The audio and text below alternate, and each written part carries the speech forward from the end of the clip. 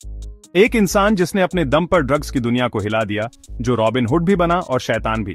यह है कहानी कोलंबिया के कुख्यात ड्रग लॉर्ड पाब्लो एस्कोबार की। पाब्लो एस्कोबार का जन्म 1 दिसंबर 1949 को कोलंबिया के रियो नेग्रो नामक छोटे से शहर में हुआ था।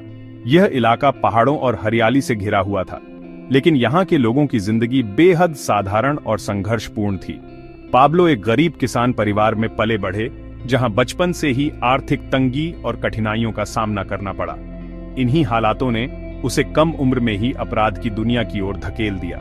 शुरुआत में उसने छोटे मोटे जुर्म किए, जैसे सड़क पर चोरी चकारी, फिर कार चुराना और गैरकानूनी धंधों में शामिल होना। धीरे धीरे उसकी महत्वाकांक्षाएं बढ़ती गईं और वह कोकीन तस्करी जैसे बड़े अपराधों में उतर गया। यही थी पाब्लो एस्कोबार की अपराध की दुनिया में पहली दस्तक। 1970 के दशक में पाब्लो ने मेडेलिन कार्टेल की स्थापना की, जिसने कोलंबिया के अंडरवर्ल्ड में हलचल मचा दी। उसकी चालाकी और बेखौफ अंदाज ने उसे जल्दी ही अपराध की दुनिया का बड़ा नाम बना दिया। पाब्लो ने अपने गिरोह को संगठित किया और ड्रग तस्करी का नेटवर्क फैलाया। जल्द ही वो अमेरिका में 80% कोकीन सप्लाई करने लगा, जिससे उसका नाम अंतर्राष्ट्रीय स्तर पर कुख्यात हो गया। उसकी तस्करी के रूट इतने मजबूत थे कि पुलिस और सरकारें भी उसे रोकने में नाकाम रहीं। उसकी कमाई इतनी थी कि वो हर महीने $50 करोड़ तक कमा रहा था।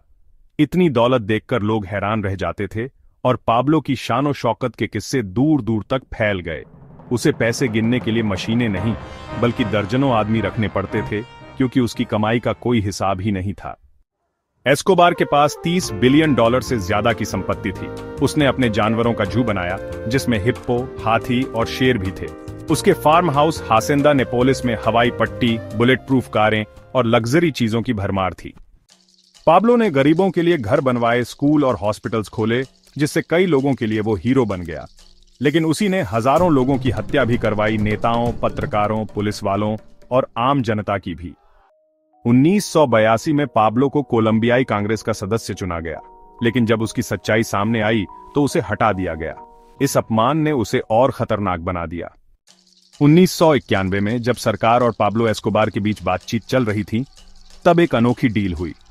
एस्कोबार ने शर्त रखी कि वो सरेंडर तो करेगा, लेकिन उसे अपनी बनाई हुई जेल में ही रहना होगा, जहां सरकार की दखल कम हो।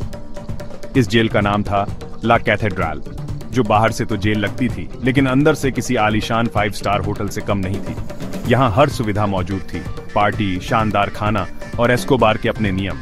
असल में ये जेल कम, एस्कोबार की सल्तनत ज्यादा थी। 2 दिसंबर 1993 को पुलिस और यूएस एजेंसियों के साथ एक एनकाउंटर में पाब्लो मारा गया, लेकिन उसके मरने के बाद भी उसकी कहानी जिंदा रही। उसकी विरासत अब भी फिल्मों, सीरीज और किताबों में जिंदा है, जैसे नार्कोस। एक इंसान जिसने दुनिया की सबसे खतरनाक तस्करी का साम्राज्य बनाया, लाखों की जिंदगी बदली और आखिरकार अपने ही जाल में फंस गया। यही थी पाब्लो एस्कोबार की कहानी। रॉबिन हुड या राक्षस, फैसला आपका।